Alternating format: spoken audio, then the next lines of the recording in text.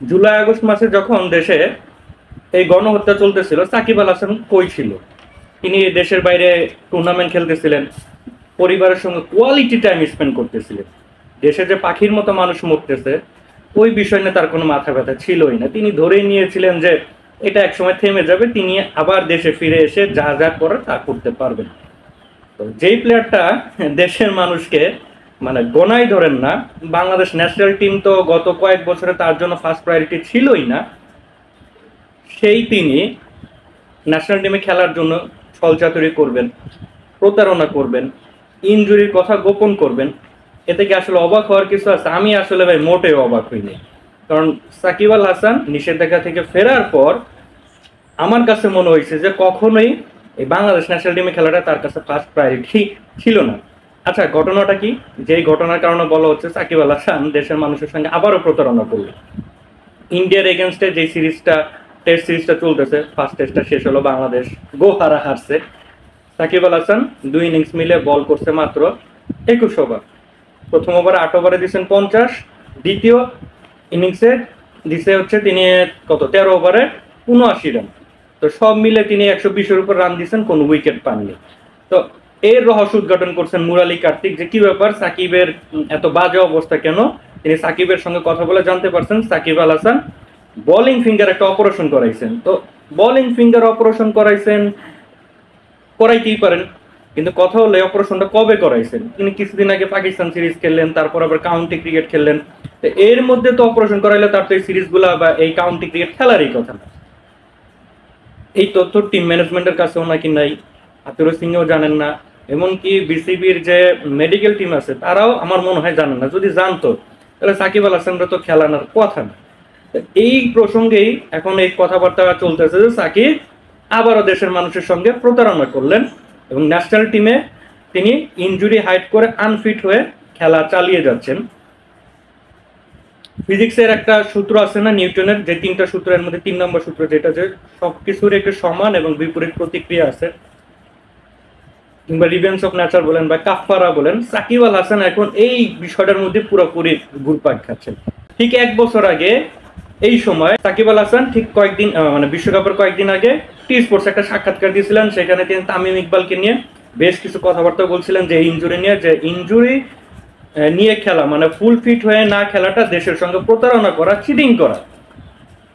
সে সাকিব এখন সেম কাজটাই করতেছে। তাই সাকিব, তোর সেই বয়ানটা এখন কই গেল? এখন চিট করতেছিস না দেশের মানুষের সাথে? বাংলাদেশ ন্যাশনাল টিম দলটা যতই খারাপ খেলুক বা এটা আমাদের মানে Bangladesh cricket team, Bangladesh national cricket team, এখানে যারা খেলে তারা আমাদের ফ্ল্যাগ বেয়ারার, তারা আমাদেরকে, আমাদের দেশটাকে রিপ্রেজেন্ট করে। এখন মনে হচ্ছে না যে আপনি দেশের সঙ্গে প্রতারণা করতেছেন? না, এখন তো আপনার বেলা তো আবার সবকিছু রাইট, সবকিছু রাইট। সাকিব এটা করার সাহস কিভাবে পেলেন? মানে এত বড় কাজ করার দুঃসাহস কেমনে দেখালেন?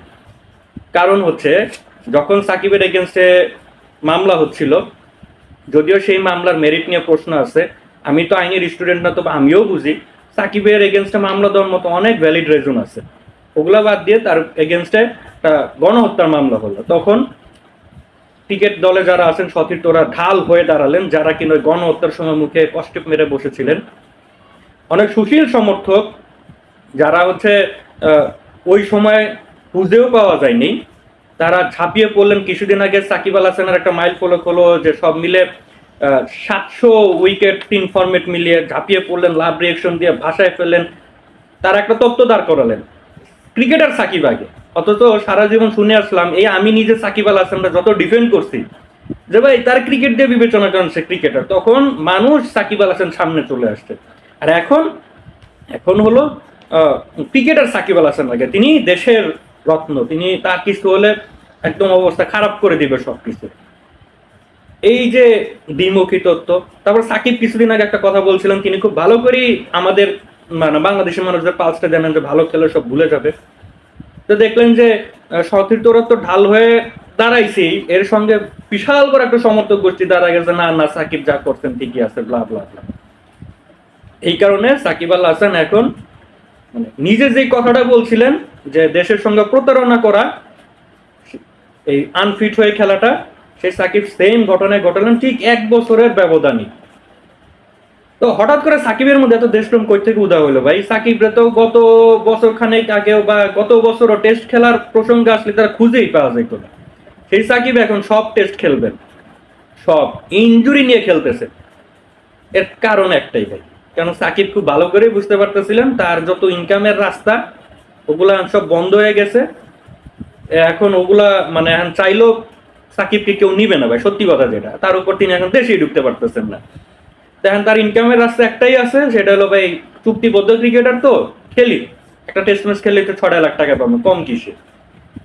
সাকিব এই জন্যই খেলতেছেন ভাই। সাকিবের মধ্যে দেশপ্রেম বলেন, হঠাৎ কইরা কেরিয়ারের শেষ পর্যায়ে আইসা এই টেস্ট খেলার জন্য তিনি উদ্গ্রীব হয়ে যাবেন, এটা মানে কেউ যদি বলেন যে সাকিবের বোধোদয় হয়েছে, এটা খুবই হাস্যকর এবং লেম একটা লজিক হবে। সাকিব অত কিছু দাঁড় দাঁড়েন না, সাকিব আন খেলতেছেন আসলে তার হাতে করার কিছু নেই, এর জন্য সাকিব আন টেস্ট খেলতেছেন। অথচ এই সাকিব আল হাসানকে না আমি নিজে কত আফসোস করছি, কত স্ট্যাটাস দিছি, লেখালেখি করছি যে ভাই সাকিবের মধ্যে সম্ভাবনা ছিল ইতিহাসে, টেস্ট ক্রিকেটের ইতিহাসের অন্যতম সেরা ক্রিকেটার হিসেবে ক্যারিয়ারটা শেষ করার। সেই সাকিব পাত্তাই দেন নাই কোনো কিছুর, হেলা ফেলা তো তোর কিসে টেস্ট খেলুক। এই 5 দিন বের না খেলার চেয়ে 5 দিনে আমি 5টা বিজ্ঞাপন করবো, ওই 6 লাখ টাকার চেয়ে ওই জায়গায় 60 লাখ টাকা ইনকাম করবো। সাকিবের মনোভাব ছিল এরকম, সে সাকিব হঠাৎ করে সব ম্যাচ খেলবে বাংলাদেশের।